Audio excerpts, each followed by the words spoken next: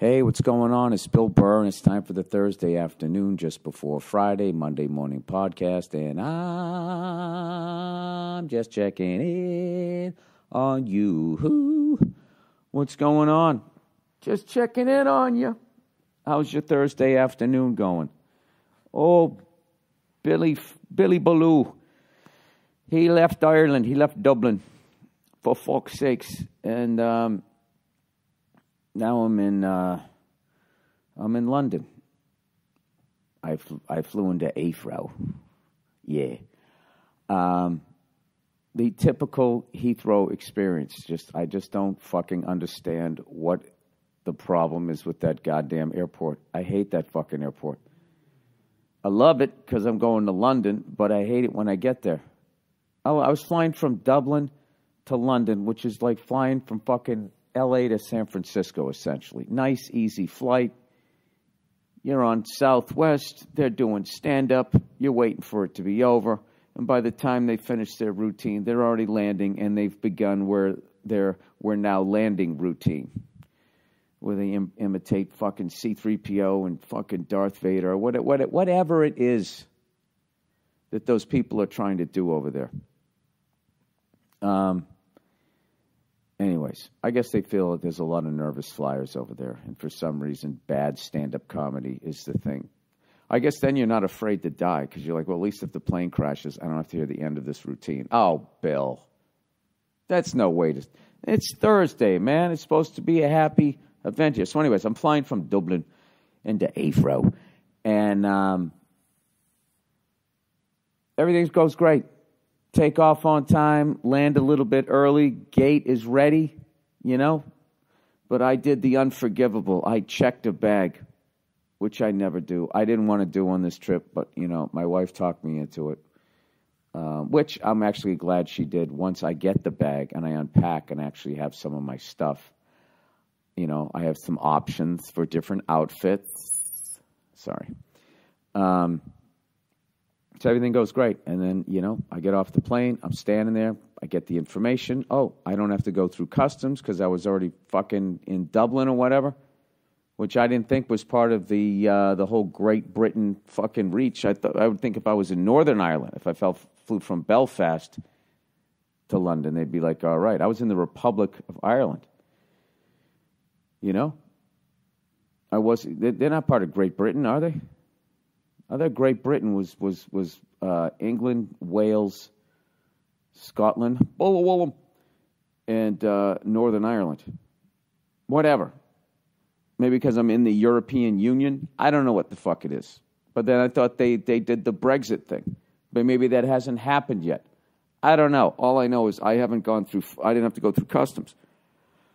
So I was sacked, and I go down to the fucking stupid carousel thing, whatever, the baggage claim. And it's already turned on. I'm like, you fucking kidding me? And I see 3 bags come out, and then there's a little space, and I see 2 bags coming out. I'm like, holy shit, they're already unloading it. So I stand there for a good 5 minutes, and it's just those 3 bags, little space, then the 2 bags. And then I start recognizing the bags, going, oh, these are just bags that were sitting here. 5 people didn't make it, were sold into human trafficking, and they haven't claimed their bags. I don't know what the fuck happened, right?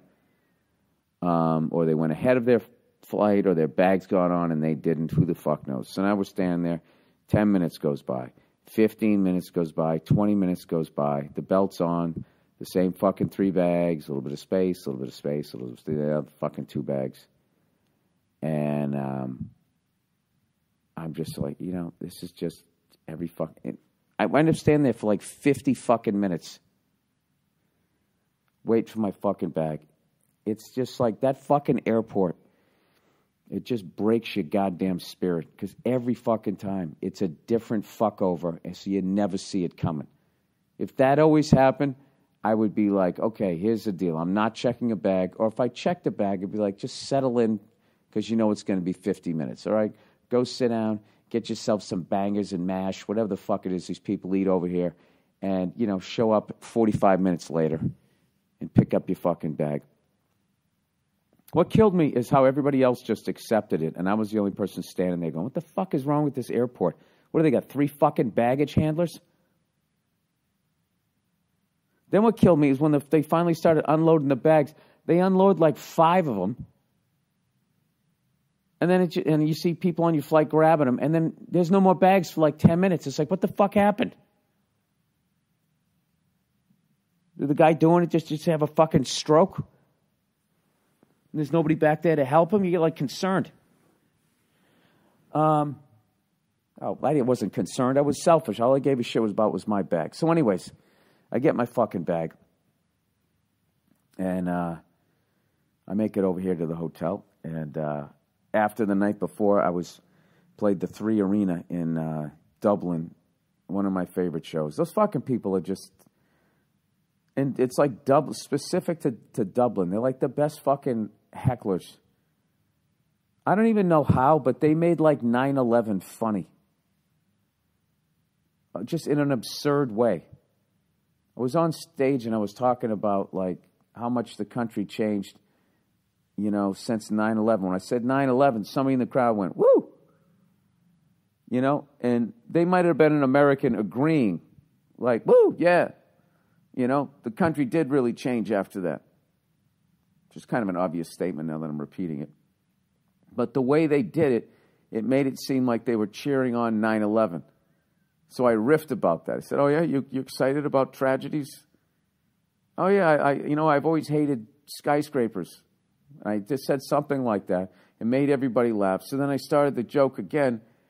And I go, you know, ever since 9/11, and then the whole crowd goes, woo!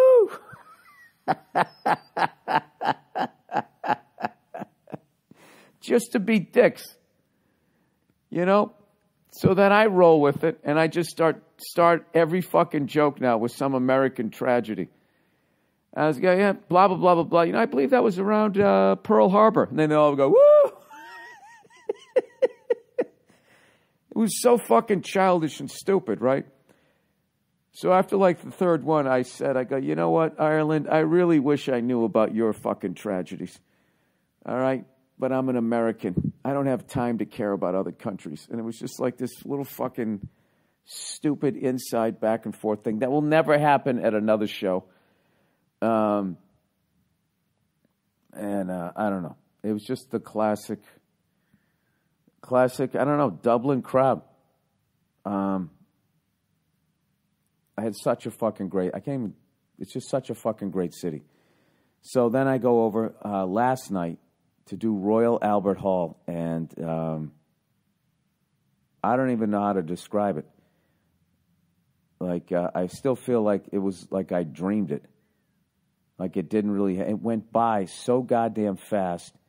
And when you walk in there, if you're a fan of Led Zeppelin, that place essentially looks the exact same as it did when you watch, you know, that concert footage. For my money, the best concert footage of Led Zeppelin that exists. Just the way it looks, the way it's shot, that film. I've tried to do a stand-up special to make it look like that. You just can't do it. It's just of that. I guess you'd have to film it. But I just walked right out. I was like, John Bonham's fucking, that maple kit he had was right fucking here. It was crazy. And I remember when I got announced to go out, I can't remember if it was that concert or not. There's one where Robert Plant walks off stage and grabs a joint, smokes it, and holds it up to the camera. Like, that's what I thought. It was such a fucking... It was the weirdest experience walking out because I felt like I'd been there already. Just because I've watched that concert film so many times. And no, I didn't get a chance to play drums because I did the show in Dublin the night before, which I had to do because, you know, I had to make sure... I did one show in Europe, you know, there's always that just a little bit of a different vibe. So I had, you know, that was more important, you know, to have a good show than to, you know, go there and hack away at the drums for like an hour. But believe me, I definitely got my money's worth. The crowd was fucking amazing. And I just had this whole weird feeling the entire time I was up there. Like, why am I so relaxed with the combination of, holy shit, I'm in Royal Albert Hall. And then, you know, I actually fucked up a couple of jokes because I was looking at the architecture. I can't fucking believe I'm here. My parents came out. My wife came out for the show. My manager and agent came out, and it was just awesome. It was like everybody, you know, I can't, if you ever get a chance to come over here and see anything there, it really is just one of those places. And I put some photos up on Instagram, and yeah, that's it. And now old Billy Boy is on vacation. I think I did like an hour and 15 minutes in the show, and I was sitting there going, I forgot to look at my watch, and I was like, I can't tell if I've been up here for an hour and a half, 40 minutes, a half hour, or a little over an hour. Because I don't know. I don't think since Carnegie Hall, there's been a couple of places that you play, and you're just like, I shouldn't be here. That's what you're thinking. Just looking at how beautiful it is, and then seeing, like, when you walk to the dressing room, you can't help but look at the photos. And I'm looking, like, everyone from Freddie Mercury, David Bowie, Frank Sinatra. In, like, 1963, evidently, the fucking Beatles and the Rolling Stones played there on the same bill. You know? And then I'm walking out there going like, hey, you know, what the fuck's up with chairs? And you just, you know, your act just shrinks down. You know, that was kind of the thing you had to, like, fight off. But my agent asked me, like, after the show, he goes, so what venue do you want to play next here in London? I was like, this one. You know, where the fuck do you go from here? And they're all like, well, you know, it's like booked 3 years out. I'm like, I don't give a shit. I don't care, you know. Unbelievable. So thank you so much to everybody, you know, who came out to the show. And afterwards I was able to, you know, run out there and say hello to some people, sign some posters. And I appreciate the people that hung out and were patient because, like I said, I had a lot of family and friends back there, you know. It was sort of my pre-birthday celebration. They had a cake and shit like that, so I had to do that, and I ran out there. So if you got tired of waiting for me and you left, I apologize. But for the record, I did come out, and the people there were just, like, ridiculously nice. And, you know, there's all these people. I had there was 3 people from Poland going, you got to do a show in Poland. Somebody from Romania, somebody from Jordan. When I was in Dublin, I did a show. There was this dude from Hong Kong. Told me he flew in because he saw a clip of me on Conan O'Brien. How fucking crazy is the internet that there's some guy in Hong Kong watching clips of the Conan O'Brien show, and then he sees me as a guest. Conan makes me look good as always, and now he wants to come to my show. He goes, I got tickets for the Dublin show and the London show. And he was there by himself. I was just like, all right, this guy's either going to stab me or this is one of the coolest people I've ever met in my life. Fortunately, it was the latter. So, anyways, now I'm on vacation. Do you guys realize the next this is my last podcast in my 40s, man. Oh, fucking Billy over the hill.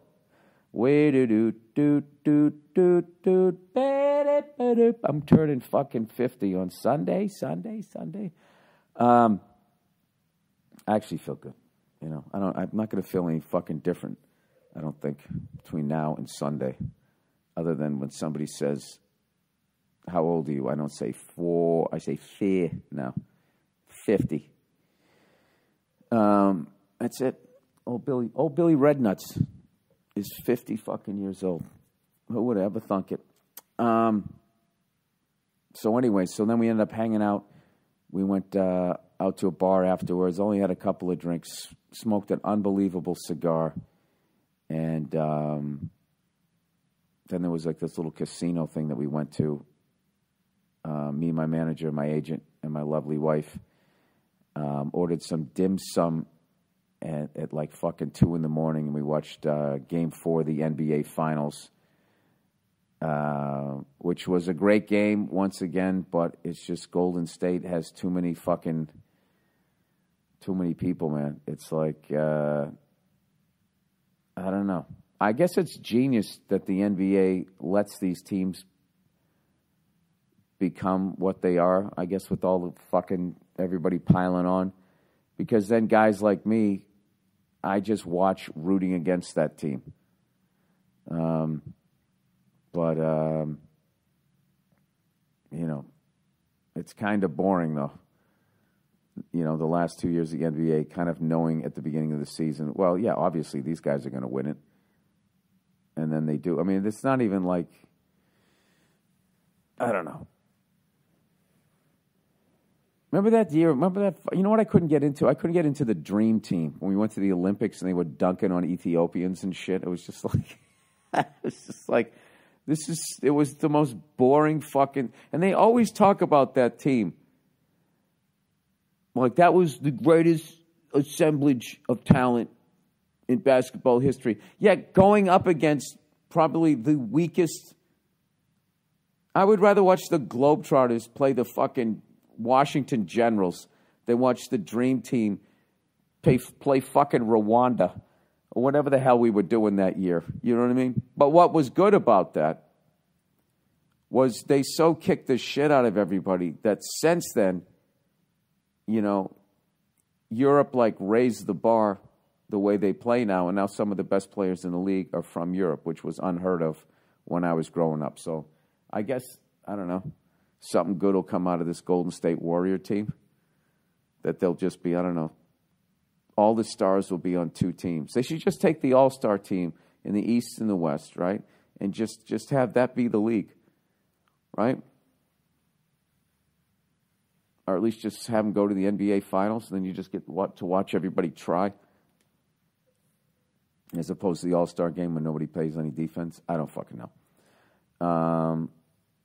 So anyways, that's it, man. I did Royal Albert Hall. I'm part of the history. Oh, Freckles is part of that. I can't fucking believe it. Can't believe it. I was saying that to somebody. I said, you believe fucking 26 years ago you signed up for a stupid fucking open mic and it leads to this?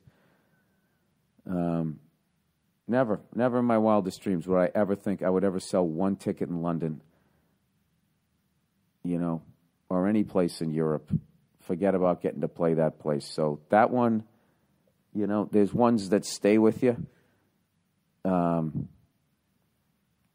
That's definitely one. You know, the 9/11 show, that will stay with me. The absurdity of that. The Vicar Street one that I did, Dublin. I had a great one in Oslo. My first really good show in Europe. These are all the European ones that stick. Germany was fun when I was teasing them about Hitler. I've had so much fucking fun over here. I just got to figure out how to do these dates now that I got the kiddo. But everybody's over here, by the way. My lovely daughter is here. She's such a riot. She woke up this morning, like, you know, I stayed out late, right? So, obviously, she, you know, Nia gets her up and everything. She puts her in the bed. She's next to me, and I have my eyes closed. And then she looks over me. She just goes, "Hi."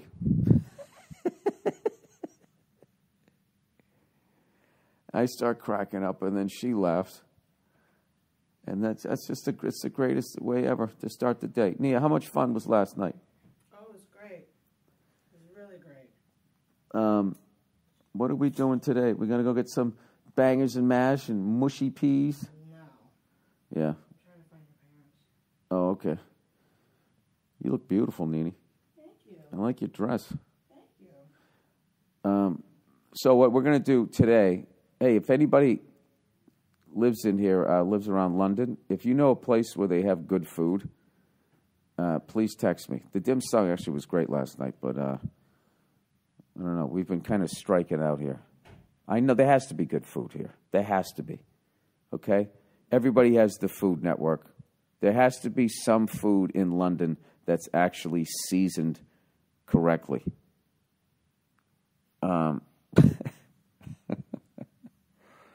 I don't understand. I just don't get it.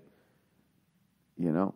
I mean, they got salt and pepper, but after that, it just goes off the rails. That fucking guy that, the Hell's Kitchen guys from here.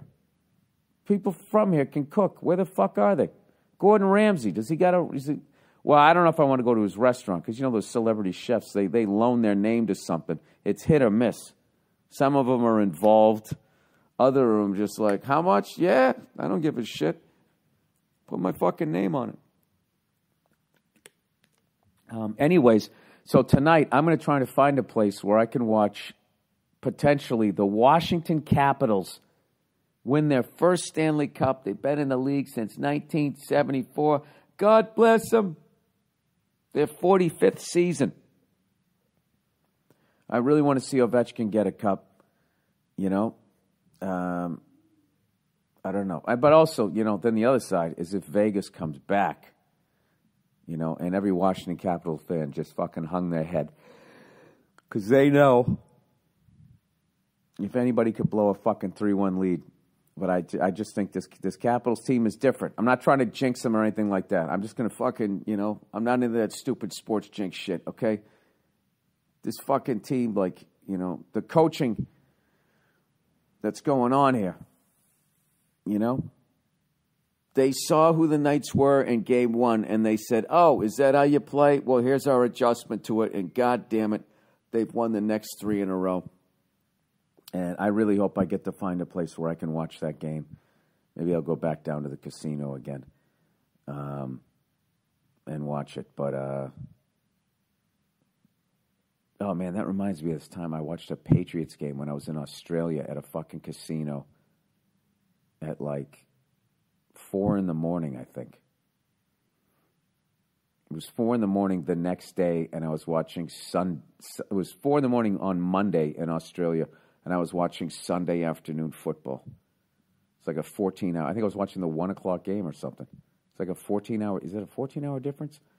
No, it's like that's how long the flight is. It's 14 hours. I can't fucking remember. It's something ridiculous like that. So, anyways, I don't even know if I have any fucking advertising. Yeah, I don't know what to tell you. That's it. It's actually sunny out here in London. I was worried that it was going to be all fucking shitty weather. Oh, by the way, you know, I ended up being like ridiculous traffic getting to the venue last night because they were building some new hotel called the Mandarin out here, and they had some massive fire. Something like half the firefighters in all of London were there fighting the fucking thing. Thank God, like, you know, the hotel wasn't open yet. Although that wasn't what I was saying in my show. I was so upset about the fucking traffic. I was saying I was wishing it was full of people. Maybe there would have been less traffic on the road. Oh, Bill, why would you? Why? Why would you say something like that?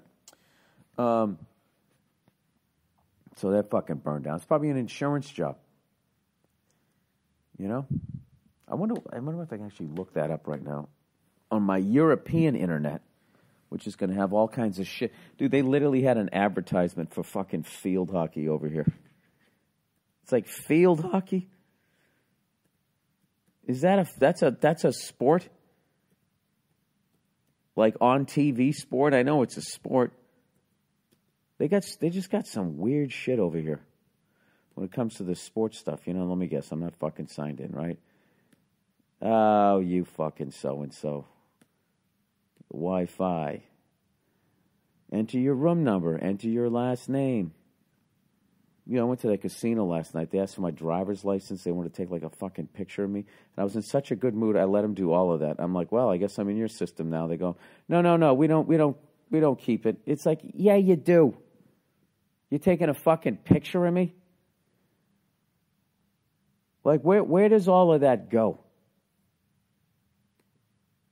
You know, I just got a fucking phone call, a message from American Airlines saying that somebody got my frequent flyer number and might have been trying to see where I was flying and blah, blah, blah, and all of this bullshit. And it's just like, so we need you, we need you to call us and blah, blah, blah, blah. It's like, what the fuck do I got to call you guys for? Why don't you guys fix your fucking weak-ass system? This isn't on me. I love like when like your information might have been compromised. You call them up and they tell you what you need to do. It's like, no, you know what you need to do? Stop putting everything up on fucking computers. Go back to fucking notebooks and pens. So like the paper trail that you leave, it's really impossible now. That's what fucking kills me about that guy that almost went to jail, but he sat next to Larry David at the Dodgers game. It's like there was no record of that guy anywhere, paying for parking, getting a hot dog. His cell phone, they couldn't track it to the game. You know, he didn't go through some intersection where there was a camera with his Dodger hat on going into fucking Carlitos Way Canyon, wherever the fucking Dodgers play. Carlitos Canyon. What the hell is it called? Chavez Ravine? Huh? I don't know. Anyways, what the fuck was I looking up? Oh, London fire. So I'm going to do a bunch of touristy shit, I think, today with my parents. Hopefully, if they're up for it. You know. I don't think I've ever seen Buckingham Palace. I like that dude who just got married, by the way. I don't know. There's just something about his face. You're like, this. You know, you can just see how much he's going to annoy the shit out of his wife accidentally. Come on, man. Can you fucking, just for once, internet, can you work for me? London Fire Hotel. Safari can't verify the identification. Oh, continue. I don't give a shit. My stuff's already been compromised. Log in. I did log in. Please select. Do you accept the terms that we're going to take all of your shit and then call you later and say somebody that we don't know got it? And they're now in the dark web looking at fucking kiddie porn. All right, you are logged in. Okay, wonderful. London. It's the last time I'm trying this, everybody. London fire. Bill Burr burns it up last night at the fucking... Sorry. My ego just kicked in. The London Fire Brigade? No, that's not what I want. Fire Brigade. That sounds like a fucking musical. Hotel Fire. Fucking London.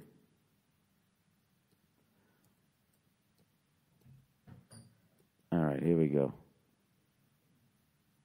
What do we got here? Mandarin Oriental. Huge blaze. Oh, dude, look at that fucking thing.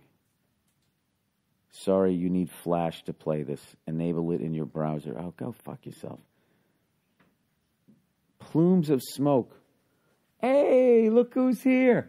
Hi. Huh? How you doing, buddy? She wanted to take a nap at 2. Oh, okay, cool. I told her we'd be out of here so she could do that. Okay. You got it. All right. Bye. All right, a total of 36 hotel guests and 250 members of the hotel staff were evacuated. Oh, there were fucking people in there. Singer Robbie Williams was among them. I don't know who Robbie Williams is. That sounds like a teen idol, even if he's old. Or she, right? The blaze reached several floors but was quickly extinguished. Or those... The London Fire Brigade said. The London Fire Brigade, Nia. The Fire Brigade, not the firefighters. Brigade. Not the fucking hook and ladder. How come they never do the hook and lateral play anymore in the NFL? You ever wanted that? It always seemed to work back in the day. That's what I'm saying. Huh? It's like, what's Are you going to watch the NHL hockey with me tonight? No. No, why not? You love sports. You just don't realize it yet. Oh. I'm looking for something that I have to ask you about, but you're in your podcast. Oh, let me hit pause. She's going to take her up. All right. All right, sorry about that. Just planning our damn day here. Billows and Billows. Robbie Williams, 44, describes the drama. I went on the balcony and looked up, and there was just billows and billows of smoke. I came back in from the balcony and said, the hotel's on fire. Oh, this guy's a smart guy. And then The hotel's on fire, and there's a lot of smoke. But, I mean, what else would you say? He got the information out. The hotel's on fire. I probably would have came back in and would have been like, yeah, what the fucking... I would have, added all these extra words. And then the next thing, a knock at the door came, and there was a bellboy there, and they said, get out. I like this. This is very... Who's that playwright that just has really fucking choppy dialogue like that? Or like when you watch Law and Order, they have to get so much information in. They actually time your lines when you do an episode of that show. They don't care about emotion. They're just like, say it faster. All right, Williams and his wife, Ida Feld, 39, ran down an external fire escape to safety. Oh, there's a video. I don't need flash for that. Oh, man, that's a beautiful hotel. I thought it was under construction. Wait a minute. Wow, you know what? Billows and billows of smoke. Well, what started it? All right, can't emphasize enough how well the evacuation operation has been put together, now being moved to a nearby hotel for safety. Well, who gives a fuck about you? You can't say that. This is how it is. Everything's about everybody now, right? Hotel's on fire, shaking my head. LOL. Fuck my life. YOLO. Here's a guy just wrote, hope you are okay, Anna. Subtext. I'd like to comfort you / maybe turn it into some sort of sexual activity. All right. I think that's a good place to end. All right. And there's a good friend of mine out here in London says, I am now on vacation and I am going to laze about doing fuck all. And then that's it. And then I come back to L.A. and I'm going to get this fucking hour of shit whipped into shape and maybe do another special. I don't know. I don't know what I'm supposed to do. In this new landscape of 15-minute specials, hours specials, who knows? I got to figure out what the fucking next move is so I can keep coming over here and having an unbelievable time. Sorry if this podcast wasn't funny. I'm still kind of floating from what happened last night. I still cannot believe I got to do that. It's just, no words, speechless. They actually had me sign the book, and they like you to sign the guest book at Royal Albert after you did the gig. And once again, I can barely remember. I wrote something like that, just speechless. I don't know I didn't know what to say, so I just said thanks. Thanks for letting a fucking old shit and dick jokes over here. Spent an hour and 15 minutes on that stage. Can't fucking believe it. Unbelievable. All right, that's it. Enjoy the music, and I'll talk to you when I'm in my 50s. Oh, Jesus. All right, here's a couple of advertisements here. ExpressVPN. With all the news lately about data hacks and breaches, it's hard for me not to worry about my digital privacy. Well, there's an understatement. No matter what you do online, your mobile carrier internet service provider are tracking it all. Bastards. Comcast, Verizon, Time Warner, the list goes on. These nosy bastards are trying to figure out what you're doing. Companies like these have a record of every single thing you do, every website you visit, every email you send. It's ridiculous. So that's why I decided to take my privacy back by using ExpressVPN. Is that what I did? I wasn't aware of that. These days, I don't use the internet without it. I hate when they write copy like this. I totally believe in this if this is what they're going to do. How about that? With ExpressVPN, your internet data is encrypted and your IP address is hidden. ExpressVPN costs less than $7 a month, and it's rated the #1 VPN service by TechRadar and dozens of expert reviewers. ExpressVPN has easy-to-use apps that run seamlessly in the background of your computer, phone, and tablet. Turning on ExpressVPN protection only takes a click. No matter what you do online, whether you have something to hide, or you think that you don't, ExpressVPN is for you. If you're on unsecure Wi-Fi and want to keep hackers and spies from seeing your data, ExpressVPN is for you. Well, they just watch a bunch of slap fights and motorcycle videos with me, and occasional porn. And if you don't want providers like Verizon recording your entire online history and then selling it to the whole world, ExpressVPN is for you.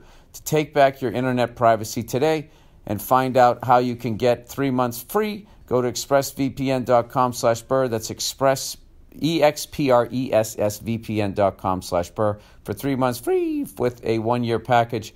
Every day you use the internet without ExpressVPN, you're putting your sensitive information at risk. Don't put this off. Protect your online data with ExpressVPN today. Visit expressvpn.com/Burr to learn more. All right, next one here. Postmates. I use these guys. As usual, your stomach and the rest of your life are at war. You need to eat, but you can't stop what you're doing to deal with it. And the only fast things that deliver are not what you want. That means you don't want fast food. Why don't these people realize I'm dumb? Next, please mention all the talk. Of course, I'm going to mention these. Introducing Postmates, the app that adds a delivery option to your favorite restaurants. Imagine anything you want to eat delivered. You don't have to drive, park, or even sit up. They'll throw it right through the window. You don't have to talk on a phone to order. Just download the app and order 24 hours a day, 24 hours a day, 365. Postmates will bring you what you want within the hour. God, I need glasses. You can see You can see where your food is and track your driver. It's kind of creepy. You forgot to get eggs and milk? No problem. Craving a tasty burger? Check. Looking for the perfect bottle of red wine or a summer beer? Order up. Postmates is your new long-term munchies booty call. That went a little sideways. For a limited time, Postmates, why don't we kill hooker? We got you. For a limited time, Postmates is giving you $100 of free delivery credit for your first 7 days. To start your free deliveries, download the app today and use the code BURR, BURR 100. That's Burr 100. That's code Burr 100 for $100 of free delivery credit for your first 7 days. Save the hassle, man. Get the food you love fast at Postmates with the code Burr 100. All right, lastly but not leastly, Hims. Hims. Is that hairline slowly starting to move backwards? What the hell was this 7 years ago? Any bald spots yet? Yeah, all over my head. How will you feel a year from now if it's business as usual up there? I ask you, do you want a bald spot to pop up, or do you want to do something about it first? Do you realize how big a vat of whatever the hell this is they're going to have to sell me? Do you want your hairline to recede, or do you want to do something about it first? Why do guys turn to weird solutions or do nothing? Well, it's called fucking being a man, you assholes. I don't like how they're insulting me here. When they can turn to medicine and science. Forhims.com. A one-stop shop for hair loss, skin care, sexual wellness for men. Thanks to science, baldness can be optional. Hims connects you with real doctors and medical-grade solutions to treat hair loss. Well, I was never really a good-looking fella anyway, so this is like putting mag wheels on a piece of shit. But if you guys are good-looking, this is a great product. Well-known generic equivalents to name-brand prescriptions to help you keep your hair. No snake oil pills or gas station counter supplements. Prescription solution backed by science. No waiting room, no awkward doctor visits. Save hours by going to forhims.com. Answer a few quick questions. Doctor will review and prescribe you. Products are shipped directly to your door. My listeners get a trial month of Hims for just $5 today, right now, while supplies last. See the website for full details. This would cost hundreds if you went to the doctor or a pharmacy. Go to hims.com/Burr. That's forhims.com/Burr. forhims.com/Burr. One more time because I said it the wrong way. forhims.com/Burr.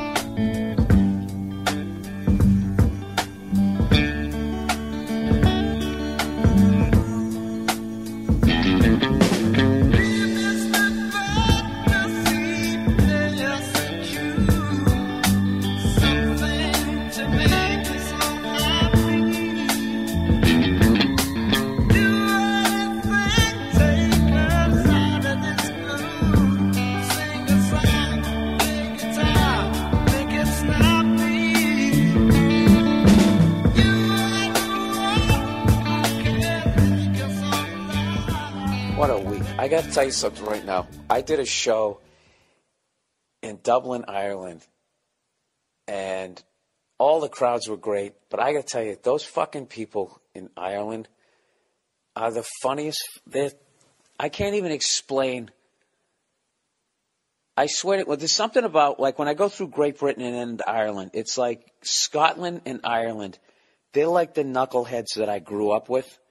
And when I go to London, London is like, is kind of like all the people that I met when I went to New York that were from Boston. So they did move away from where they were from, but they still brought that thing with them. Because people in London are hilarious. But I was doing a show, Dublin, on Monday night at the Vicar Street Theatre or something. Just this awesome venue. And anyway, so it was on a Monday night. And it's a really hard night to try and sell tickets. And these people showed up in force. And I can't even tell you how they were fucking hilarious. Like, I was on stage, and there was this thing I was talking about people hugging their kids. And how that is a good thing, but if you do it too much, it could potentially make them weaker. So I mentioned, I've been telling this story for like 6 to 8 months. And I've been saying how that, my mother wasn't a hugger and didn't hug us when we were kids. And people just listen, and it's just a small detail that leads to this other part that I want to talk about. So I've said that line uneventfully, that's even a fucking word, with no issue whatsoever for like 6 months. Now I'm in fucking Ireland. And I just throw that line out there like I'm not even thinking about it and say, yeah, I said, my mother didn't hug me when I was a kid. And I'm getting ready to say the next sentence. And like 15% of the crowd goes, aww. I'm not even doing it the way they did it. Just collectively broke my ball. It was just such the classic fucking, it was like that Boston Irish thing that I grew up with, distilled to its purest form with actually real Irish people, where you'd almost have to be there to fucking understand what was behind it. It was like, I opened the emotional door just a crack, and automatically it's just, they just bust your balls about it. Like, you fucking, what, like, you think I think we got hugs? You freckled cunt, shut the fuck up and tell the joke. I can't even, it just, I tried to explain it to Nia. She laughed, but still, you kind of had to be there. And then, so I laughed. I was like, I'm not fucking trying to get your sympathy. I'm trying to get to this next part, you assholes. And the whole crowd fucking laughs. Here's the deal. When I was growing up, my mother never hugged us. We didn't come from a family like that. You know what I mean? And, no, I'm not saying that. You miserable cunts. This island of no hugs. I have your blood in me, so don't fucking look at that. That's totally what that was. Our moms didn't hug us either, you fucking... What are you bitching about, you pussy? For the love of God, let me get through it, all right? Do you know how many fucking countries I've said that in, and nobody says shit, and then you come to Ireland and go, oh, who's a little baby? Oh, give him an extra mug to cry in, and then we'll have a drink over here, you fucking goddamn Mary. Yeah, so I guess you still have bullying, and it continues on, right?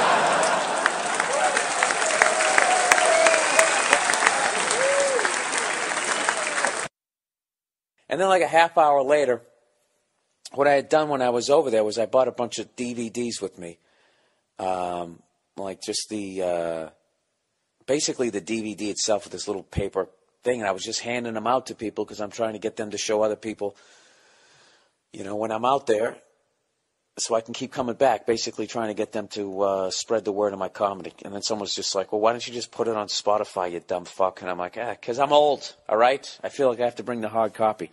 So I tell these assholes that I'm giving them free DVDs at the end of the show. And I'm halfway through that spiel, telling them that they're getting a free DVD, all right? And I'm in the middle of it, and I hear this guy in the back of the crowd goes, oh, fuck off. I don't even think I even explained what I was doing. I don't know if I had gotten to the part where they were free. I don't know what the fuck. Or it was the fact that I was trying to, once again, go to a nice place where, hey, I really appreciate you guys coming out. This really means a lot to me. And I want to keep coming back here because I think you got a great country or whatever. And I just opening the door that much. Oh, fuck off. So I finally just looked at them. I went, Jesus Christ, they're already laughing. I was like, you know what? I've played in almost 22 years as a comedian. I have played in front of some miserable motherfuckers. But you guys, and they were already laughing, are the most miserable fucking cunts I've ever been in. And they loved it. Absolutely loved it. And it killed me that I couldn't go out drinking with the crowd because I had to fucking go, I had an early flight, of course, all the way over to Helsinki. Go to leave tonight like I did. I brought a bunch of DVDs and everything. They're complimentary for you guys coming out. So just grab them. Grab them all if you want. You said fuck off? You don't want them? Jesus Christ. You don't have to take one. Dude, I gotta tell you, I've been to some miserable fucking places. This is one of the most miserable... Not all of you. Not all of you. You guys are fucking miserable. Like just... Hey, I got some DVDs, they're complimentary. Fuck off! Dude, you sounded like I drove into the back of your car and hey, you want like a DVD? Fuck off! Fix my fucking car first. Like I haven't given you a goddamn show, you fucking... Oh, Jesus Christ. Another guy. Not hugged. Right? Not hugged.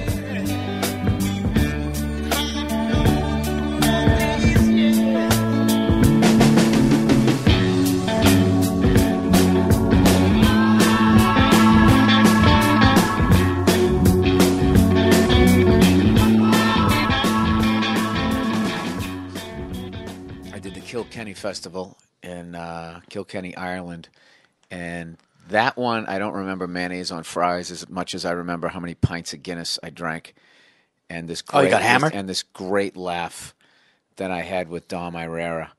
Me and Dom were like Cliff and Norm at Cheers, and just walking around that city, and everybody else would go to bed, and we would still be like carousing, right? So one night we're walking up, it's like fucking at probably 2 a.m. on like a Sunday night. So, sleepy town, everybody's asleep. We're walking up these cobblestones in the fucking moonlight, all right? Like werewolves in London shit. It had rained, so the moonlight was glistening. Nice. And we're walking up, and it's fucking quiet as hell, and we're drunk, and we're laughing, but trying not to, waiting for somebody to throw open the shutters, like, hey, keep it quiet here, right? And we're walking up the thing, and we're trying to find a bar that's still open. And all of a sudden, we just heard these Irish singers. Okay. What time was this? This was like 2 a.m. on a Sunday night. So we just start following the sound of them singing, come up these cobblestones, and then it sounds like the beginning of a great movie, right? Came up and we come down, we see the light on this bar, and we come walking in. By the time we get in, this guy was singing with 2 other people, and they had gone up to the bar. So it was only one guy singing when we came walking in. And we come walking in, and it's just a bunch of townies sitting there. Way more seats than people, a little empty, but a small place. And this guy's on stage just singing. I got myself a lady, a tidy, tidy. He's singing this fucking thing, right? And we're taking the bar in, and we look, and there's this guy sitting right in front of the stage. And, dude, he was passed out at a level. You'd never get this drunk in an American bar. They'd send you home. Dude, this guy, this guy was completely passed. I'll never forget. He had one arm was slung over the back of the chair, and then his head was just hanging straight down. When you stood behind him, you couldn't see his head. You just saw like his neck. You saw the back of his neck. He was just sitting there hanging there. It looked like he had gotten shot. And we walked in, and nobody was really talking. And this guy's slumped over, and all we hear is, and everybody turns around and looks at us. And meanwhile, that guy's in the background going, green alligator and a long neck goose or whatever. And we fucking look at each other, and it was like one of those things where we can't leave. So we walk up to the bar, and they asked, really thick Irish brogue what we wanted, ordered a couple of Guinnesses, and I'm sitting there trying to hold it together because I know I can't look at Dom. And I'm hearing Dom starting to laugh, and this guy's still singing, and Dom starts riffing. He starts riffing lyrics to what this guy's singing, and he's just in my ear going, I got myself a potato. And he's doing this thing. And, dude, we started fucking laughing, and we couldn't stop. Like two schoolgirls. And the whole thing was what was keeping it going was if there's tension, like in high school or middle school when the teacher goes, the next person who laughs gets fucking detention. Like that tension makes you can't stop fucking laughing. So we knew they were looking at us, and I'm getting nervous like they think we're laughing at their country and all this. So I'm trying to be polite and not laugh, and dude, it was this fucking wave of laughing. I remember, I've never seen Dom. Like, I was looking at him, he literally, like, his mouth was open, and he had tears. And then what was cracking me up was it looked like almost like he was crying, and what that guy was singing was making him cry. So then there was another wave of laughs. Oh my God! And the guy's just slunched over. And the whole time, and then like the bartender would look at me like, "What the fuck are you laughing at?" And I would look away, and all I could look at was this guy slumped over. It's this guy on stage, and he was singing. He had his eyebrows up, and he was hitting these fucking high notes. And dude, it was torture, but it was a great laugh. But that whole thing probably took all of 4 minutes. But like my stomach was fucking killing me. Oh my God! I would have loved to see that. I would have loved to see somewhere in those adventures. I picked up mayonnaise. Oh, that's a great story. That's fucking great.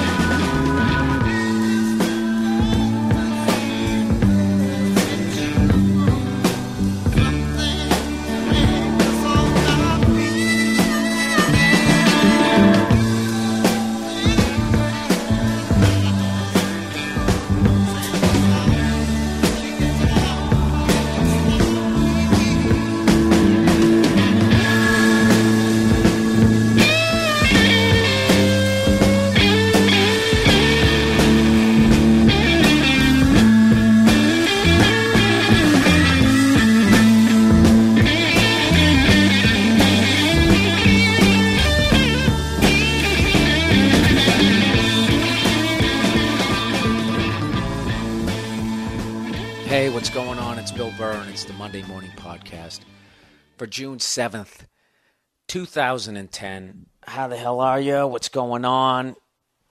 Are you better? Jesus Christ, I can't get away from that fucking oil spill. You know? Try to go out to a bar, you try to drink your troubles away, and every time I look up, there's some fucking greasy bird getting picked up by a scientist.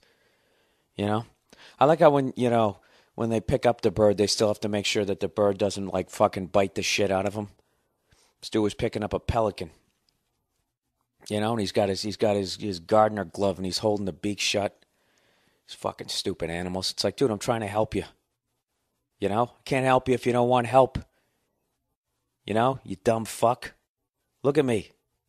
If I wanted to eat you, would I be gingerly picking you up? Why are you trying to bite me? That shit you're covered in is oil. All right, you dumb fuck. If you weren't such a stupid bird, you'd understand the gas combustion engine. You know? Anyways, whatever. I'm blaming the victim here. It's fucking unreal, man. Can they just cap that shit? All right, you know? How dumb am I? Dude, can't they just put a top on it? You know, for the first time I actually looked at the spill. There's certain things that I just can't watch. The second I heard what was going on down there, it's like, I'm not going to watch that shit because I have absolutely no power to stop it. All I can do is just sit there watching it going, fuck. You know? Whatever. What are you going to do? What the how the fuck do you stop it?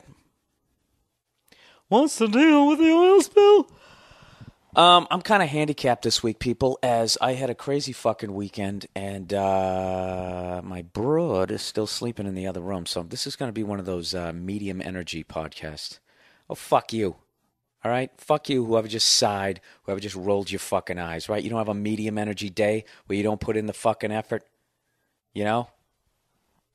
Like, what's his face, that power forward for the fucking Lakers, who's full of gummy bears, and every other fucking game is sugar crashes, and he's not worth a shit? I always think his name is not Lamar Odom. I always think it's Riley Odom, who I believe was a guy who played for the fucking Broncos. Riley Odoms in the 70s. Or was it Haven Moses? I don't know. I don't know where these names come through, but I'm sick of, everybody fucking talking about the goddamn oil spill. Acting like human beings are the fucking worst. We're down there. We're trying to help these filthy animals, and in the effort to help them, they're still attacking us.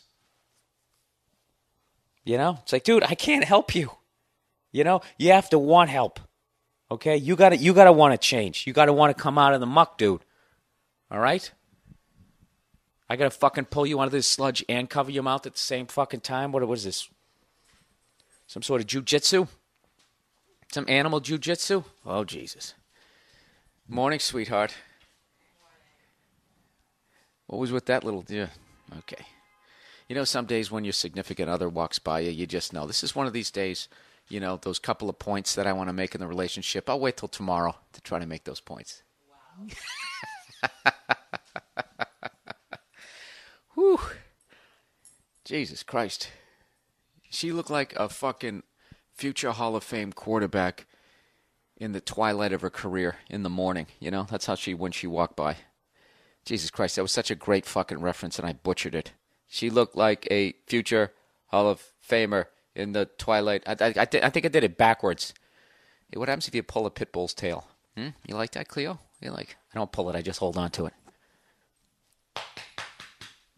All right, get out of my face. Look at you. You're not covered in oil. Would you try to bite me if I pulled you out? You wouldn't. You'd be sitting there going, oh.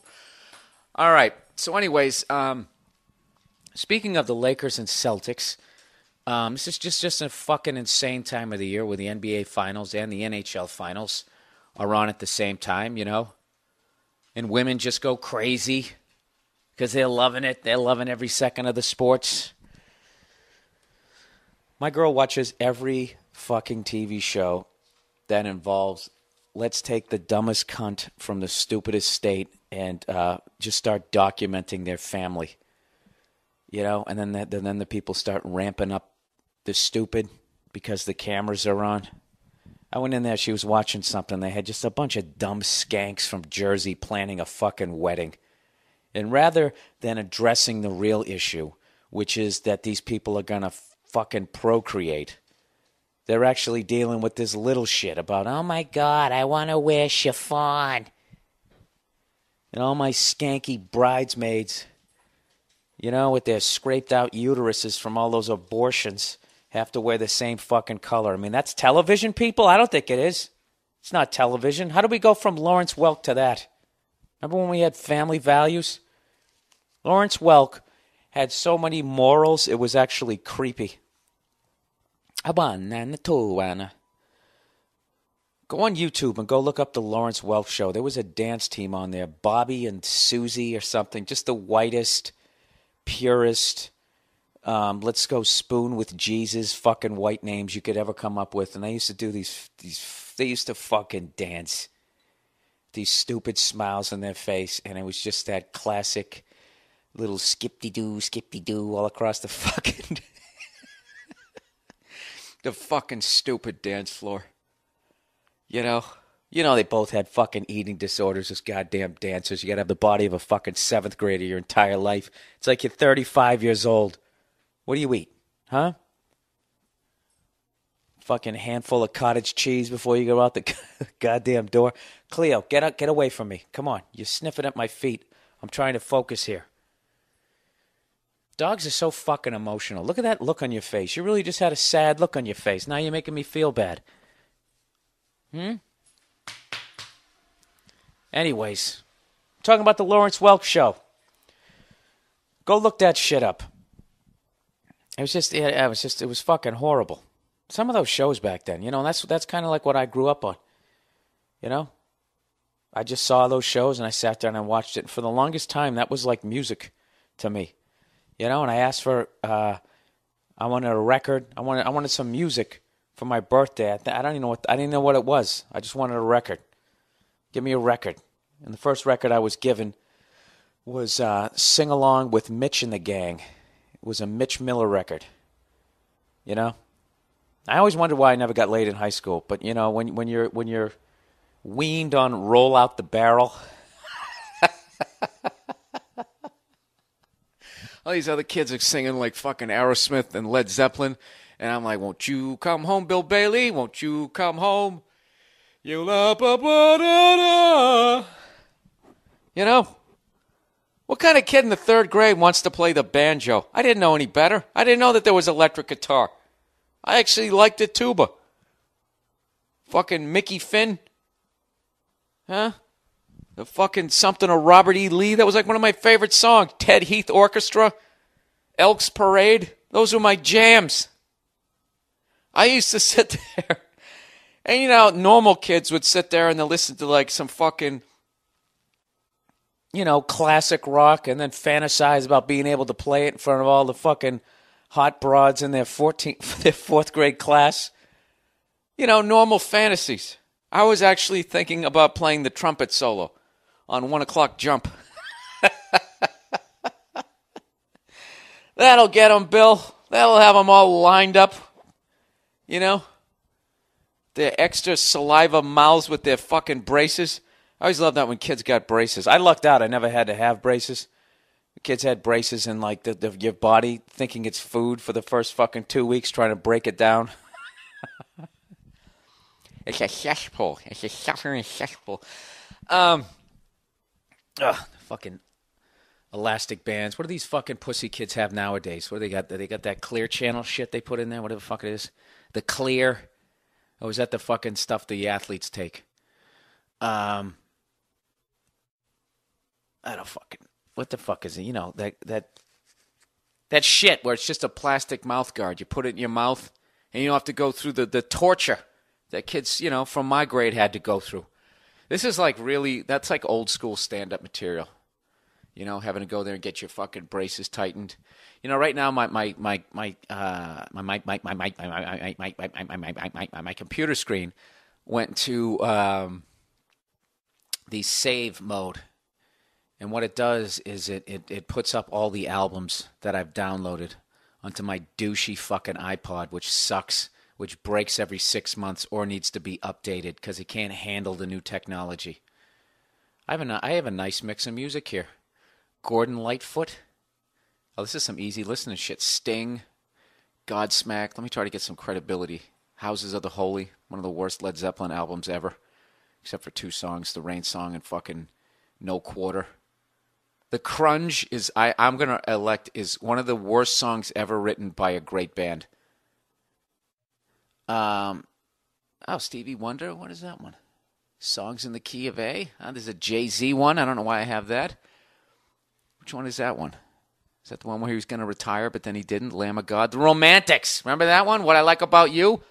When they had the red suits on? Red leather suits? And there was nothing wrong with it? That one where Justin Timberlake steps on the crystal ball, the disco ball, because he was bringing sexy back. Remember that? Wham, wham, wham. Neil Young, Harvest Moon. Merle Travis. Look at me. I'm all over the fucking map. 1950s hits and highlights. The Nerves. Any of this? Best of Brick. Jeff Beck, Truth. That album. Huh? Remember that one? That had half a Led Zeppelin one. Jaco Pastorius. Audio Slave. It's a super group. Okay, let's plow ahead here. I started to talk about Lakers Celtics, and I'm going to extend an olive branch right now. And rather than doing the usual and going off and that type of shit, I want to, and I'm even going to drag in the hockey fans too. I want to talk right now to fans of the Celtics, the Lakers, the Blackhawks, and the Flyers. Because I got a question. Because I'm having a fucking heart attack. I'm aging like 7 years, with each point that is scored or not scored in the Celtics-Lakers series. And I got to ask you big sports fans out there, why do we give a fuck? You know what? It's stupid. I get it. I give a fuck so much that I'm actually jealous of people who don't give a shit. Like last night after I watched the game, I felt like I got acquitted or something. Like that's the level of stress. I'm just sitting there,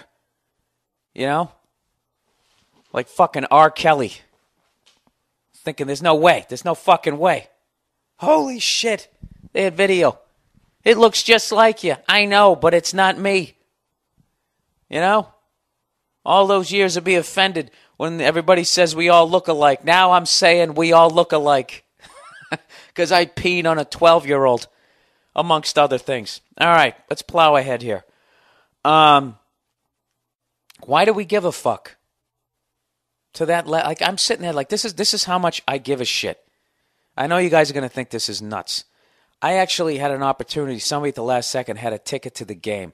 It's a 20-minute fucking ride down the street, and I turned it down. I turned it down because, first of all, I already went to an NBA Finals game. I already went. Okay, so I checked that off the bucket list. I went to the Lakers. Celtics actually lost. Lakers Celtics final. If you're going to go to a final game, that's the great thing. And I went into enemy territory with my fucking Celtics shirt on, and I basically paid like $400 or whatever the fuck to sit in the last row of the Staples Center to every 5 seconds to have somebody go, Celtics are bitches. It's like I paid to get verbally fucking abused and to not hear the commentating and all that type of shit. But it was still awesome to be there. But it's like I give a fuck too much. I want to hear the goddamn game. I don't want to sit there and have to look around fat fucks and drunks getting up to get their goddamn beer and listen to their stupid shit. I don't. It's not worth it. I'm paying money to be tortured. I don't want to do it. So I actually stayed in my living room and I watched the game on mute. I can't even listen to the fucking announcers because they drive me nuts. And half of it is because sometimes they say dumb shit, and the other half is because I'm so psychotically into my team that I am convinced that everyone in the booth hates my team. Secretly hates my fucking team. I actually have a debate with Paul Verzi, comedian, right? Dude who opens up for me. You people in New York on the East Coast, you've seen him. Don't act like you haven't. Or even down in Atlanta. Oh, yeah, the dude, I don't name names. He may or may not have been the guy I went to fucking the Masters with and bet on the Turtles. But anyways, he's convinced that Tim McCarver hates the fucking Yankees. And I'm like, dude, he hates the fucking Red Sox. And then we just kind of came to a conclusion that, it's kind of in our head, and also that Tim McCarver might kind of be a douche a little bit. I think he likes the Cardinals because that's who he played for. But whatever, I'm getting off track. Like, do you ever wish like sometimes you didn't give a fuck? You know what I mean? Like after I did my show, I went down. Actually, after I watched the Lakers game, I went down the street and I did stand-up, and I came walking in, and I was talking to some dude who was from New Hampshire. So I'm like, oh, Celtics, right? He's like, yeah. He goes, they win tonight? And I'm like, you fucking dick. Yeah, they won. Yeah, they won, okay? So now you get to have the joy that they won, and you didn't have to go through the fucking cardiac arrest that I went through. Oh, it's unreal. When the Lakers start coming back, I got to walk out of the fucking room. Literally, I walk out of the room. Come back in, I peek back into the fucking room. I can't fucking take it. It's like the oil spill. It's like this fucking thing that I want to turn out right, and it isn't, and there's nothing I can fucking do about it. I'm just sitting there fucking helpless. I don't know what I got to do. I got to be on like a fucking Stairmaster like some broad while I watch it to get that extra energy out? I fucking, every 7 minutes I'll take the mute button off. And I can listen to a sentence and a half before Van Gundy or somebody else. All these fucking guys who played the game, coached the game, know way more about the game, and I am immediately convinced that they don't know what the fuck they're talking about. And I start yelling at my TV like a goddamn maniac. I'll tell you what else fucking sucks. That's right, I'm on a roll here about shit that sucks. Fucking, I lived in New York. Like, I'm so fucking sick of living in the city that is the arch rival of one of my teams. You know, and all day long I got to look at these fucking Laker flags flapping off the side of the cars. You know? Those things are gay, by the way. You drive down the streets with your with your fucking team flags in the window. You seen those little clip-on things? Actually, I see them and I start getting angry. You know what I mean? Like it's a fucking Al-Qaeda flag. Do they have a flag? You know? What is it of them? Huh? Sneaking into a pizza parlor? Crouching in a cave? Fucking punks. I see them and I just want to fucking, you know, I don't know, for some reason, like wire cutters. I don't know why you'd need wire cutters to cut a plastic. Poor excuse for a flagpole. I just want to snip them off. What really, Bill? You take it to that level? Yeah, I do.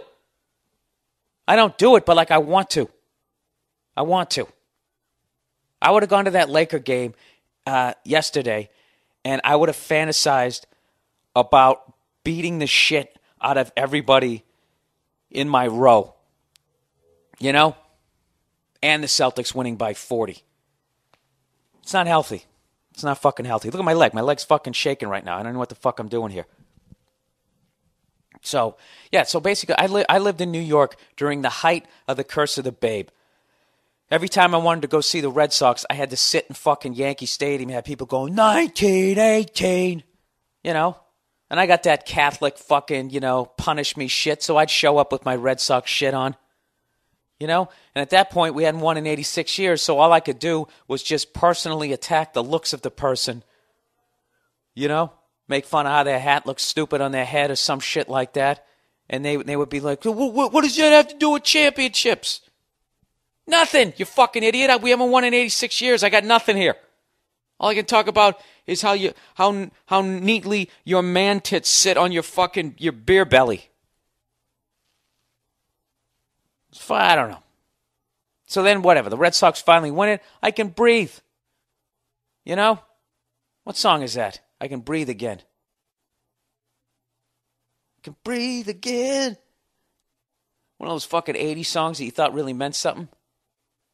Down, down, down, down, down, down, down. The fuck was it? That was a lot of reverb. Reverb makes up for a lot. That's like the poor man's fucking auto-tune. Anyways, what the fuck am I talking about here? Yeah, so then that shit ends. You know, Celtics are dead in the fucking water. They're technically not even a fucking NBA team when I make the decision to move out here, and I move out here. You know, one of the most underhanded deals in the history of sport, Kevin McHale somehow decided, we'll give you our best player for nobody. Give it back to our former fucking team that I used to play for. And next thing you know, we're the shit. And then I got, Celtics are bitches. And I got to listen to that. Fucking these fucking flags. I hate it. Why can't this business be in like, you know, Oregon? This is how much I fucking hate. Like I'm sitting there watching the game, right? And all of a sudden I see Hillary Swank, you know, courtside. The worst courtside in all of fucking basketball is the fucking Lakers. Jesus Christ, those people with their fucking laminated faces. This is how fucking fucked up people are out here in LA. They get plastic surgery in their 20s. It's like, you out of your mind? Take a picture of yourself in your 20s. When you get to your 50s, then hand them the picture and be like, I want to look like that. You know, give them something to work off of. Give these guys 30 years to fuck up other people's faces before they get to yours. Jesus Christ, you know, stop eating fried food. Get on a fucking treadmill. What's wrong with you, right? I'm telling you. Game 6, you know, like I'm going to be like, yeah, if there is a game 6, there's going to be a game 6. This is going to be a torturous fucking series. I am worried about the Celtics. Garnett is hurt and Paul Pierce is hurt. They're fucking, that Van Gundy's going, Garnett's only going up with one hand. That's all I heard. You got to use two hands for a rebound. I hit fucking mute. I'm like, you think he doesn't fucking know that? And then my buddy, Paul Verzi, calls up. He goes, dude, I think Garnett's hurt. He kept rubbing his shoulder, right? And then all of a sudden, my buddy called me today. He goes, yeah, they're saying that on the radio. He fucked up his shoulder. See, that's why I don't listen. Put it on fucking mute. You know? I don't like how just all these fucking people will now act like the same way the Lakers won the first game. Then all of a sudden, the Celtics fucking finished? Right? And now the Celtics won. Now the Lakers fucking... They played 2 games. It's 1-1. It's a great fucking series so far. Okay? It's the usual fucking thing. They always got to act like whatever just happened is law for the rest of fucking time. I can't. It drives me fucking nuts. But I got to tell you this, dude. I owe Pau Gasol an apology. All right? Now, I'm not going to be a dick here and be like, well, you know, Garnett isn't fucking 100%. Whatever. That guy's going strong to the fucking hoop. He is not the guy he was 2 fucking years ago. That guy's playing fucking great. That fucking baseline reverse jam he had was the shit. You see this? This is a Celtics fan giving Pau Gasol props in the middle of the fucking series. And I wish more of you fucking sport cunts could act like that. Instead of fucking, you know, hitching the trailer of your loser life up to your fucking team to the point so you get so into it that you can't even appreciate a fucking good play. You know? These fucking Red Sox fans who fuck Derek Jeter. Really? It's fucking stupid. You know? Guy's the shit. Fucking, you know, one of the best players I've ever fucking seen. You know?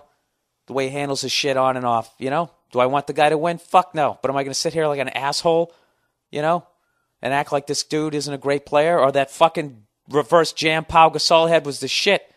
I want to know how Pau Gasol became a Laker. He's a fucked up looking white dude. If that doesn't say Celtic, I don't know what does. And this is really like the classic Celtic-Lakers series where they've always been just, you know, faster, always had more talent, and we've always just been, you know, like this fucking, you know, fucking fucked up looking team, but somehow we win. How many good-looking Celtics have there been? I mean, there's Larry Bird, Dennis Johnson, Kevin McHale. Kevin McHale, I guess, had dreamy eyes, if you're just focused on that, but the rest of his body, good Lord. He looks like his fucking arms are so goddamn long.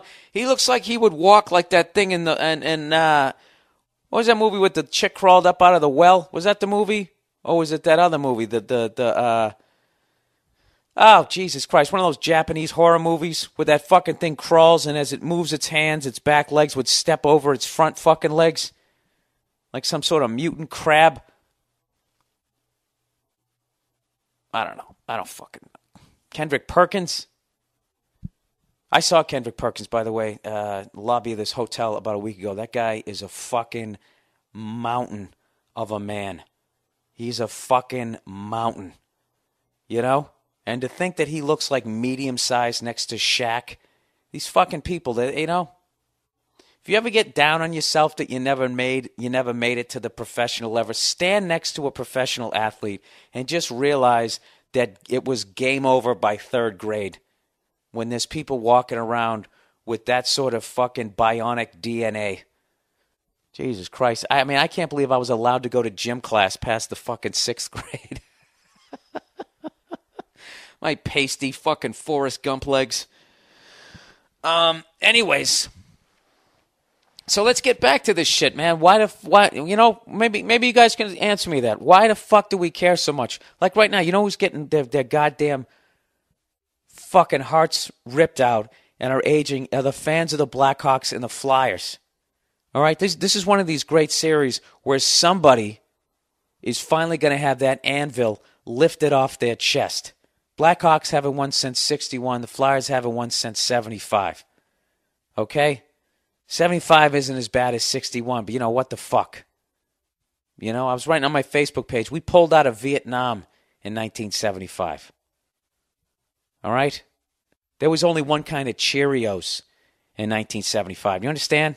Am I putting this in historical perspective here? And can I dumb it down? The Rubik's Cube was still about 6-7 years away, people. The last time the Flyers won it. Okay? Love how you just got to fucking dumb everything down. Friend of mine who actually runs the MM podcast page, the fan page, the official and only fan page of the Monday Morning Podcast, who gets exclusive, whatever. You know what I do is I do the podcast now because I want to take this podcast to the next level. So what I do is I do the podcast, then I upload it. And I send it to the dude who runs that page, and he puts all the fucking, all the references up, all the YouTube videos and everything. Then we try to sync it where we both fucking put it on at the same time, Taking it to the next level. Totally just lost my fucking train of thought here. Oh, that's right. He sent me this article. This is the classic, just dumbing down, just pussy way that we're running this country right now. There's people actually, I guess the nationwide, the National Spelling Bee is coming up, and everybody laughs at these kids who go up there. They're right at their fucking awkward years, you know what I mean, where they have the nose of the adult and like the fucking teeth of a fucking 2-year-old, 12-year-old. So they're having the National Spelling Bee in Washington, D.C. They celebrate these brainiac fucking kids that eventually will work for a corporation and without really knowing it will probably work on some device that will someday kill millions of people. In other words, the future. So, there's people actually there picketing the spelling bee. All right? I had to fucking read this to actually believe it, okay? It says, not all spellers headed for Washington, D.C. for the National Spelling Bee on June 1st through the 3rd think English spelling is a good thing that should be celebrated. With spectators and judges inside the Grand Hyatt Hotel, while spectators and judges inside the Grand Hyatt Hotel will be pondering the spellings of obscure words and admiring the efforts of contestants, outside on the streets, some members of the American Literacy Council and the Simplified Spelling Society, a.k.a. the SSS, will be trying to convince passerbys that the English spelling is a problem that needs fixing. Why are people so fucking dumb? Okay, now that's something, if you want to get support, Simplified Spelling Society, you don't go to the fucking nationwide spelling bee where the kids just learned how to spell fucking rheumatoid arthritis or whatever the fuck they're going to ask them. Can you use it in a sentence? Your grandmother has rheumatoid arthritis. Okay, that was mean. Rheumatoid arthritis. Isn't that 2 words?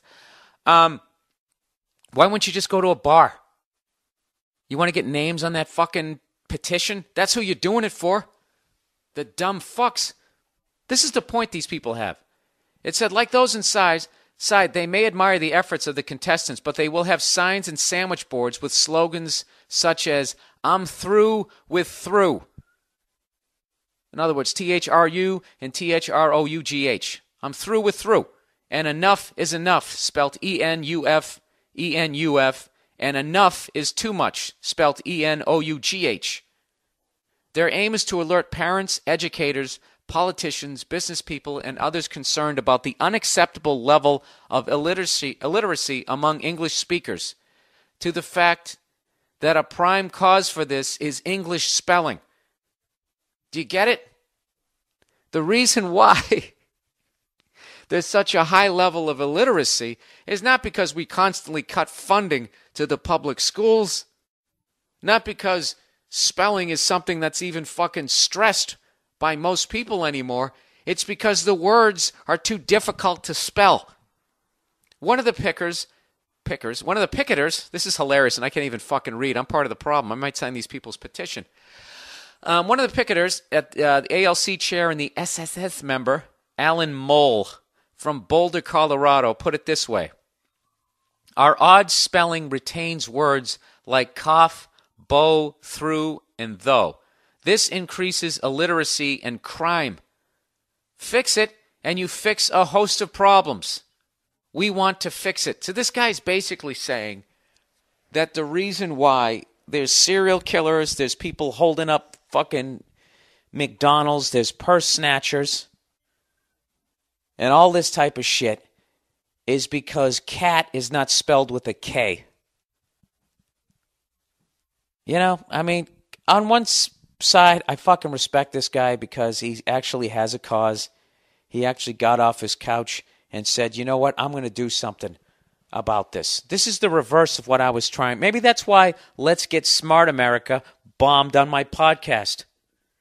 You know, you guys are waiting for this SSS guy to come in here. You know, I mean, not to be the classic person who goes, what's going to happen next? Well, what is going to happen next? 2 plus 2 is like 4, 5, 3. You know, as long as you're within 1, we'll give it to you. Round it off to the nearest right answer. Learn how to fucking spell, you lazy fucks. That's pathetic. And I also like how, too, like the illiteracy problem is, you know, that's the reason why there's fucking crime. You know, I bet those fucking bankers, you know, those bankers are literate, and they're great at math. They're great at fucking math, where it always works out for them. Fucking cunts. They went to fucking Ivy League schools. Why did I taper off? Ivy League schools. Ivy League schools. They went to Ivy League fucking schools. They went to Brown. They went to Cornell. Wentworth. I don't know. That's one for you. That's some party fucking. You know something? You know what killed it? What killed it was cable. That's what really made people dumb. Cable and the internet. 800 fucking channels. You know what people used to do back in the day? They used to load up something called a station wagon. All right? First of all, everybody had like 5 fucking kids back in the day. All right? Which was a great thing to do. You know? Because you know a couple of them are going to be fuck-ups. Okay? And you can let it go. You can let it go. That's why parents who have only one kid are so fucking overprotective. Protective is because they went all in. World Series of Poker. They pushed all their chips in. This is their one fucking hope. That kid can't be a fucking serial killer. You have 7, 8 fucking kids. You know, one of them. You know, you can handle it. You can fucking handle it. If one of them's he's the black sheep, what are you going to do? You know, what the fuck are you going to do? I mean, the guy's transvestite and sometimes pyromaniac. Huh? Anybody remember that line? There, he met a transvestite and sometimes pyromaniac. The greatest line ever uttered on the fucking A&E channel, possibly in television history, when they were talking about this serial killer tandem. That's how they described one of the guys. One of the guys was just killing somebody on his own, and then he had to leave town because the heat was getting too high, and he went to a new town, hangs out in some shady bar, and that's where he meets his serial killer partner. You know, kind of like when Bill Gates met that other fucking nerd, and they made the first laptop. These 2 serial killers came together. And to describe his partner, that Bill Curtis guy goes, there, he met a transvestite and sometimes pyromaniac. Back in the day, people, we had station wagons. And there was a whole bunch of fucking kids. You didn't have to have a fucking spelling bee. Okay? You have a spelling bee because you only have one kid. And the kid can't compete against himself. You got to go with a bunch of other fucking kids. Back in the day, we had station wagons, and they were full of fucking kids. All right? And you drove somewhere. And on the way there, you know, you listened to Mitch Miller. Up a lazy river on the old mill run. Right? And you said shit like, your parents would quiz you. What are Ivy League schools? Name the capitals of states. You know, that's what the fuck you did. And you stopped in a rest area. And your dad sent you in there by yourself. There was no problem. There was no worries. And you walked in there. And some guy exposes himself to you. You didn't know how to deal with it. You buried it. You got back in the fucking car. Next thing you know, you're at a Dairy Queen. Sort of enjoying the ice cream, but sort of not. That's when America was intelligent.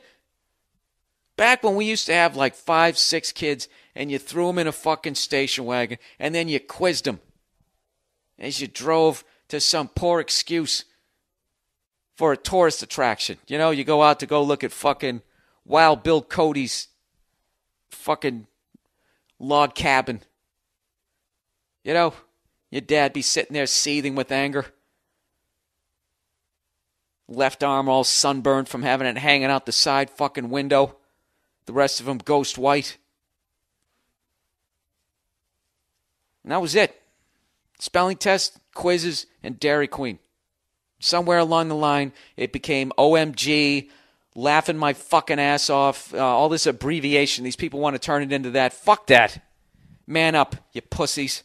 Learn how to spell goddamn words. I did it for a month. I'm a better speller because of it. I'm not. I've already forgot. I finally conquered the word restaurant, though. Forever, I couldn't remember where the U went. It's rest and then A-U-R-A-N-T. I couldn't remember if the U came, which A the U came after. Is it restaurant or restaurant? Restaurant. It's a restaurant. These fucking people would spell it R-E-S-T-R-A-N-T. Restaurant. No. That would still be fucked up. How do you spell rant, douche? You know, that's restaurant. How do I spell that phonetically? R-E-S-T-O-N-T? No. R-E-S-T-R-O-N-T. Restaurant. Let's go to the fucking restaurant. I think I'm getting so worked up like these guys are actually going to succeed. You know, it's like listening to people down the South when they talk about the South going to rise again. Is it? Are you going to secede from the Union? How did that work out the first time? Wow, look at me. What is wrong with me? All right, let's get to some YouTube videos for the fucking week. Listen to me with my tough talk. All right, hang on a second. I got a couple actually really good drum videos for you guys to watch. They're actually hilarious. Somebody sent me this on my Facebook, and the name of this video is "This Drummer."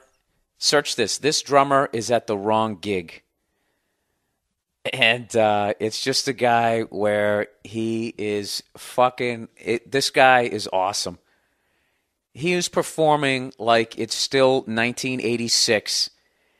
And they are opening for like fucking Motley Crue, and he is trying to blow Tommy Lee off the stage. That's the way he is performing, and they're playing at like just some fucking banquet. And everybody else has I'm playing at a banquet energy, and this motherfucker is just like I've played drums for fucking years, and I would have to slow the video down to try and figure out how the fuck he's doing some of this shit. He does this move with both his arms. He looks like he's in a dryer. It's the only way to describe it. His fucking coat is flying around, and somehow he never misses a beat. It's fucking awesome, but it looks absolutely ridiculous, yet awesome. You just check it out. All right? And you can watch all these videos. If you don't want to search, okay, I'll make it easy for you, just like the SSS people. Go to the mmpodcast.com, and we'll have all that shit up there for you. Here's another one. Korean drummer rocks out. This is actually from a long time ago, but this guy is just fucking, you know, it's just what drumming and performing is all about. This guy, he's the shit. A lot of times people, I'm the drummer. I'm sitting behind all these drums. No one's going to look at me. This fucking guy, you can't not look at him. And they got this hot girl singing the song. You know? And he's starts headbanging, and I think this guy's like headbanging before people knew how to headbang. And here's the last thing. You can go on YouTube and check out, because I tried to download this album. It's the first Aerosmith album, which I haven't listened to, I think, in about 15 years. It's such a great album. It's the one that Dream On was initially on. That's only like the real hit off it. And they usually play like Mama Kin and stuff in concert, but they're so fucking The album is so like raw, and Steven Tyler's voice, he sounds so young, and he's right at the beginning of like a few of like his signature ways of like phrasing and stuff, and it's just a fucking killer album. And my favorite song on it is a song called "Moving Out" by Aerosmith, and it's great. Though just the production of it and everything, it's just so fucking like, it just sounds like they scraped their last couple of fucking dimes together and put it out. And I'm actually going to go to I'm going to go to Amoeba Records today. I'm going to fucking buy that album because I tried to download it on iTunes and they don't have it. Isn't that a surprise? Isn't that a fucking surprise? I don't know who to blame on that one. Is it Aerosmith? Because they're like, well, I don't like the production of that. Or we have, our 2 hits are on like 47 different other compilations. I don't know what, but I'm right now, I'm going to put some money in those fuckers' pockets.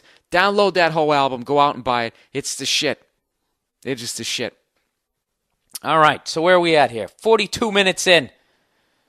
Almost 43 minutes in. I got to cover another fucking 7 minutes. And then I can fucking... can upload this fucking thing and get on with my goddamn day here. Oh, by the way, I'm going to be at Caroline's Comedy Club this week with Paul Verzi opening up, and in the middle, young Joe DeRosa, the teen idol sensation from the Opie and Anthony show. I know a lot of you out there read Teen Beats, so you're all up on Joe and his latest hairstyle. But for those of you not familiar with Joe, he has a wonderful spread coming out in next month's Teen Beat anniversary issue, where he's swinging on a tire, shirtless, laying in a field, very Keith Partridge, Sean Cassidy sort of photo shoot. It's done a little bit ironic, but there's a lot of heart in it. Anyways, I'm going to be there. What is it? Thursday, Friday, Saturday. Thursday, June 10th, is my birthday, by the way. Okay? So, and I'm going to spend it on the road like some lonely sailor. No, actually, I don't even know why I took the gig on my birthday. I know why I did, because I owe the tax man. Yeah, the tax man. I don't know how you get rich in it. And I know why people fucking steal from people, because that's the only way to get over the hump. Every time I think I'm going to get over the hump, I'm like, I'm on fucking Easy Street. The fucking goddamn IRS shows up. Gives me the fucking right there, Fred. The right there, Fred, to my fucking nuts. Right there, Fred. I just made my dog jump. Sorry about that, dude. Sorry. Right there, Fred. That was actually a catchphrase in my family. Right there, Fred. You know what that was? That was actually from a Flintstones episode. Where Fred was trying to fucking do, you guys ever had that? You ever just have a fucking, like, catchphrase that only your family gets? Maybe you guys could send me into those. I'll tell you, one of ours in our family was called Right There, Fred. Yeah, everything was going great, then the dude gives me the fucking Right There, Fred. And it was from the Flintstones. And Fred, I don't know what he was doing. He was trying to impress Wilma that he learned how to do magic. And he has this egg. And he does, a couple little doopsie-doos, and he's like, all right, Wilma, where is it, And he has it, like, buried in his fist, and she goes, right there, Fred. And she fucking pounded his fist and broke the egg in his hand and exposed him. He thought he was the shit, and she made an absolute fool out of him. The proverbial yolk on your face, but it was in his hand. So that became, I don't know, that became the Right There, Fred. In my family, anytime, like, you think you're winning an argument, is there anything funnier than watching a big dog walk across hardwood floors? I swear to God, you think they're going across a minefield. Cleo, what's wrong with you? Huh? You don't like walking across? What happened to you? Did you have a bad experience? All I have to say, I don't even have to say, like, the entire you want to go outside. All I have to say is you want to, and her ears come up. Cleo, you want to? You want to go outside? I'll see if I can get her to howl. Cleo.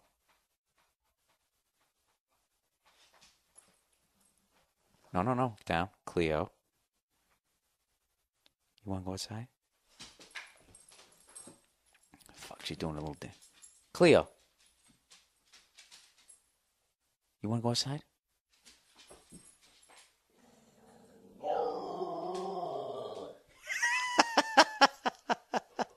How fucking awesome is that? If you guys don't have dogs, I don't know why you don't have a dog, and get a breed that fucking howls.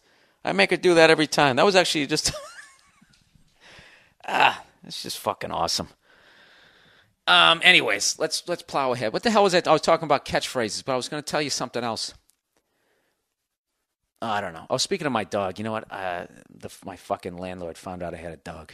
Either my landlord is listening to this podcast, or the old fuck downstairs ratted me out. I don't know what, but I let it go. Because you know me. I have my codes. I don't name names, and I don't yell at old people. All right? I might talk shit about them on my podcast. Hey, remember that crazy lady? That crazy lady that I was telling you about in my neighborhood? I was driving down the street the other day, and I just saw her fucking laying on the grass, screaming, just fighting off like invisible, I don't know what. And I laughed like I haven't laughed in I don't know how long. It was so fucking funny. I mean, I feel bad for her and shit, but like, you gotta understand, like, the street I live on is a quiet street, and I'm driving down this quiet street in my hybrid, which is actually even quieter. My hybrid, the fucking Bose headphones of automobiles, and it's just quiet, you know? I got the windows down. It's the perfect day. You don't need AC.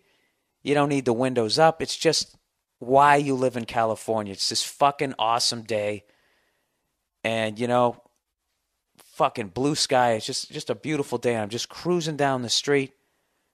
Just got a bunch of shit done. I'm feeling good. And all of a sudden, I just, you know, as I'm coming up on her, I can't see her because this car's parked on the side of the road.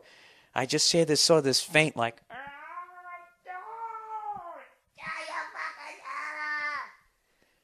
and I'm like, and it was so fucking bizarre. I was like, what the fuck is that? And then I just go, there ends up being like this 4-car gap between cars parked on the side of the road, and I can't see this big SUV.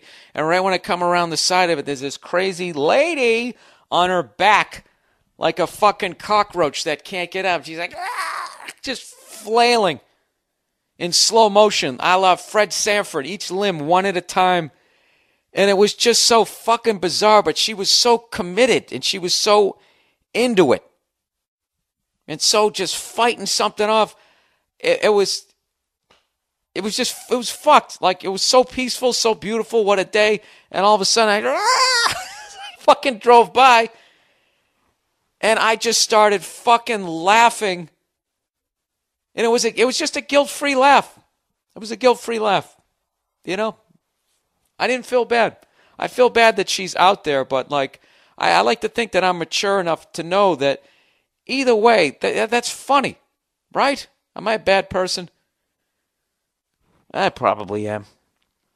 I don't know. Well, that's the podcast for this week, everybody. I didn't get back to the Flyers. I didn't get back to, you know, I'm going to talk right until my phone call comes. I got a phone call here at 11, which is in 4 minutes. What was I going to say? I fucking getting back to the Flyers and the Blackhawks. Okay, it's a great series. You guys really should watch right now. Blackhawks just went up 3-2. They are one game away, 60 minutes away. You know they always do that. They're 28 minutes away from ending the curse. From ending basically 50 years of frustration for these people. Okay. And, you know, to the fact that they have, like, you know, some of the original players, they have like 5 people left from their fucking team that aren't even dead yet from the last time that they played. I'll tell you what's awesome is Bobby Hull still looks like, I can't figure out if he looks like if he'd still beat the shit out of you. He looks like he's in that weird aging process where he still looks like he could beat the shit out of you, yet he also looks like he signed the Declaration of Independence, which would have been hilarious if I didn't fucking stutter. God damn it, I'm dumb. So I got to be honest with you. I'm going to be happy for either team. It's going to be a shame that one of you guys have got to lose. And, you know, I'm looking forward to more games. Celtics, Lakers. Got respect for the fucking Lakers, man. They're a hell of a squad. And I was off. I was really off. I got to say it again. I said Pau Gasol was going to get fucking raped in the NBA Finals. And I'm most impressed with him and Andrew Bynum. Is that his name, Andrew? I'm not a basketball guy. I'm total bandwagon here. I'm a fucking hockey guy. For years, people have been saying what the fuck this guy's going to do, but he keeps hurting his knees, and it seems like he's coming into his own. And I don't know, man. It's going to be tough. If the Celtics beat him, it's going to be really fucking impressive because I think they're younger and they're quicker. But we always find a way. We find a way to win ugly. That's what we do. That's what we do. What about Ray Ray? Raining in those threes. You know? And I had the whole game on mute. I probably missed a lot of the excitement. I listened to the crowd go crazy, but I don't give a fuck. That's how I have to do it so I can survive. So there you have it. That is the podcast for this week. Come check me out at Caroline's this week in New York City. Also, next week I'm going to be at the Improv out here in Los Angeles. Los Angeles. And I haven't put it up yet, but I haven't. For years, people have been asking me to come out to San Diego.